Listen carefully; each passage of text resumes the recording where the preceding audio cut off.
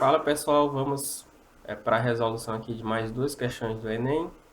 Questão 142 e 143, Enem de 2009, prova amarela. Questão 142 diz o seguinte: a suspeita de que haveria uma relação causal entre tabagismo e câncer de pulmão foi levantada pela primeira vez a partir de observações clínicas. Para testar essa possível associação, foram conduzidos inúmeros estudos epidemiológicos. Dentre esses, houve um estudo do número de casos de câncer em relação ao número de cigarros consumidos por dia, cujos resultados são mostrados no gráfico a seguir. De acordo com as informações do gráfico, letra A, o consumo diário de cigarros e o número de casos de câncer de pulmão são grandezas inversamente proporcionais. O consumo diário de cigarros e o número de casos de câncer de pulmão são grandezas que não se relacionam. O consumo diário de cigarros e o número de casos de câncer de pulmão são grandezas diretamente proporcionais. Uma pessoa não fumante certamente nunca será diagnosticada com câncer de pulmão, ou o consumo diário de cigarros e o número de casos de câncer de pulmão são grandezas que estão relacionadas, mas sem proporcionalidade. Então aqui a gente tem que analisar cada alternativa de acordo com o gráfico. A letra A diz que o consumo de cigarros e o número de câncer são grandezas inversamente proporcionais. E quando é que grandezas vão ser inversamente proporcionais? Quanto mais você aumentar uma grandeza, a outra vai diminuir. Ou o contrário, quanto mais uma diminui, a outra aumenta. E nessa imagem não está acontecendo isso. À medida que o número de cigarros aqui vai aumentando, você em alguns momentos tem o aumento do número de casos de câncer também. Então as grandezas não são inversamente proporcionais. A letra B diz que o consumo diário de cigarros e o número de casos de câncer de pulmão são grandezas que não se relacionam. E claramente você vê no gráfico que há uma relação sim. Você vê que há alterações no gráfico à medida que vai se alterando os valores tanto no número de casos de câncer quanto no número de cigarros consumidos diariamente.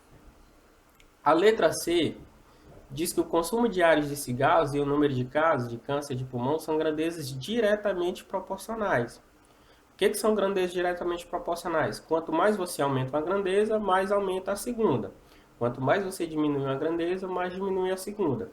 A princípio, poderia se pensar que seria diretamente proporcionais, mas não acontece isso porque, para ser diretamente proporcional, toda vez que você aumentar uma grandeza, a outra tem que aumentar junto. E o que está acontecendo aqui? Em algum momento você está aumentando a quantidade de cigarros consumidos diariamente, mas o número de casos de câncer não está aumentando. Ele só aumenta em três momentos aqui, de acordo com o gráfico, do 0 até o 1, do 14 até o 15 e do 24 até o 25. Então, como não aumenta sempre que aumenta o número de cigarros consumidos diariamente, então não podemos considerar que as grandezas aqui são diretamente proporcionais. Letra D diz: uma pessoa não fumante certamente nunca será diagnosticada com câncer de pulmão. Também, de acordo com o gráfico, não dá para afirmar isso. Não dá para afirmar que uma pessoa que não consome cigarro nunca será diagnosticada com câncer de pulmão. Até porque no gráfico aqui, você vai ter o número de casos de cigarro consumido diariamente igual a zero, e mesmo assim o número de casos de câncer de pulmão não é zero, é um pouco acima de zero. Então ficamos com a letra E. O consumo diário de cigarros e o número de casos de câncer de pulmão são grandezas que estão relacionadas, mas sem proporcionalidade. Há uma relação entre as duas, mas não dá para afirmar, elas não são nem diretamente proporcionais, nem inversamente proporcionais. Então a resposta correta é a letra E.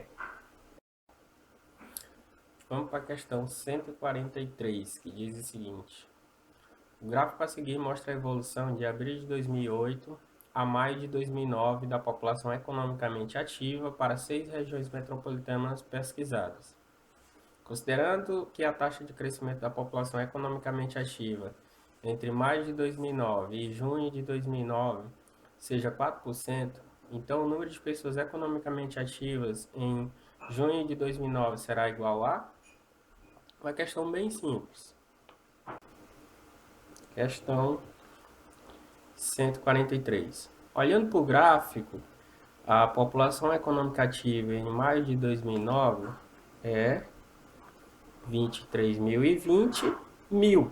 Se você prestar atenção, esse valor aqui no gráfico está em 1.000 pessoas, ou seja, você pega esse valor e multiplica por 1.000, que basicamente é acrescentar 3 zeros.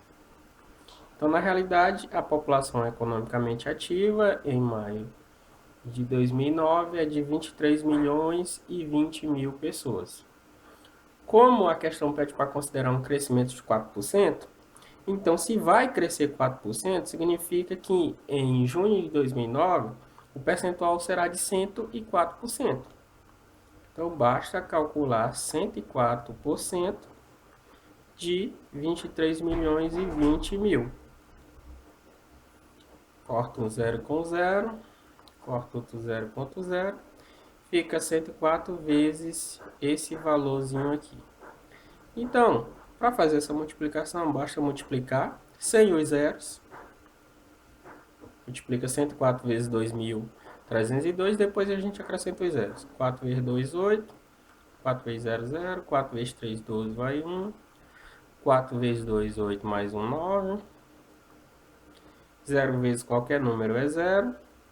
E 1 vezes qualquer número vai dar o próprio número. Então, só repetimos aqui 2.302. Então, vai ficar 8, 0, 2 e 2, 4, 9, 3 e 2. Então, aqui a gente vai ter 23, 94,08 e tem esses dois zeros aqui para acrescentar. 0, 0. Então, significa que a população ativa em junho de 2009 será de 23.940.800, que vai dar a letra D. Então, esse foi o vídeo de hoje. Se inscreva se você ainda não é inscrito, curta o vídeo, compartilhe com seus amigos e até a próxima videoaula.